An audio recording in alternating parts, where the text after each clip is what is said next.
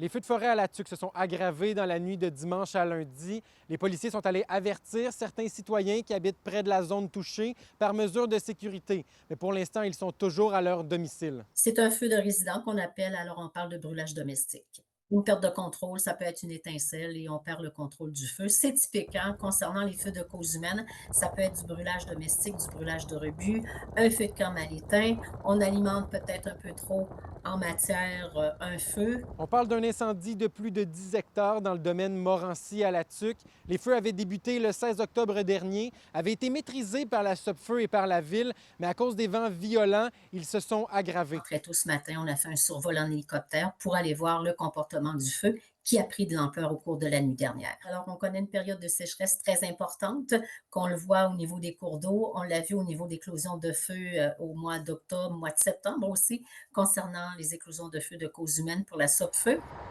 Mais comment des vents violents viennent qu'à aggraver les feux de forêt? C'est des feuilles mortes qui vont se retrouver au sol. Et à cause de la température des derniers jours, ils étaient super sèches. Le feu va prendre dans ces petites feuilles-là, qui deviennent des combustibles faciles et légers. Par la suite, le vent va les déplacer un peu partout. Et c'est à ce moment-là que les feux de forêt se propagent. Le feu a pris donc une ampleur importante et c'est pour cette raison que le service d'incendie municipal de la Tuque, puis n'importe quel service d'incendie municipaux peuvent demander l'aide de la SOPFEU si ça va au-delà du combat de leur incendie habituellement.